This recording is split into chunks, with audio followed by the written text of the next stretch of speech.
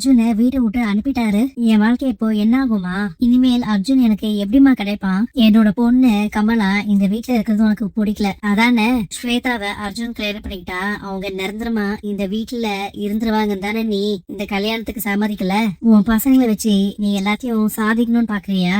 நான் இருக்கிற வரைக்கும் அதை நடத்த விட மாட்டேன். அர்ஜுனை வீட்டை விட்டு அனுப்புனதுக்கு பதிலா கரிகால ஒன்னு அனுப்பி இருக்கணும். பசங்க அமைதியா நாங்க சொல்றத எல்லாத்தையும் கேட்டுட்டு ஒழுங்கா இருப்பாங்க. பசங்க யாரோட வாழணுங்கிறத அவங்களே முடிவெடுக்கட்டுமே. நான் இந்த வீட்டுக்கு கல்யாணம் பண்ணிட்டு வந்து இவ்வளவு நாள்ல ஒரு நாளாச்சும் என்ன உங்க மருமக மாதிரி நடத்திருக்கீங்களா? ஒரு வேலைக்காரி மாதிரி தானே நான் இங்க இருக்கேன். எனக்கு எந்த சுதந்திரமும் நீங்க கொடுத்ததே இல்ல. எனக்கு வேண்டியது எல்லாத்தையும் நானே சொந்தமா உழைச்சி சம்பாதிச்சுதான் வாங்கியிருக்கேனே தவிர உங்க யார்கிட்டயும் நான் கையேந்தி நிக்கல. அதே மாதிரி என்னோட வீட்டு மருமகளும் சொந்த கால நிக்கணும்னு நான் ஆசைப்படுறேன். உங்க பையன் என்ன நடத்துற மாதிரி நிச்சயமா என் பசங்க மருமகள்களை நடத்துறதுக்கு நான் விட மாட்டேன். எவ்வளவு தைரியம் தான் என் பொண்ணு கழுத்துல தாலி கட்டியிருப்பேன். எதுக்காக இங்க வந்த? இவனை இங்க இருந்து போக சொல்லுங்கப்பா. மது, ஒரு 5 நிமிஷம் நான் உங்ககிட்ட பேசணும்.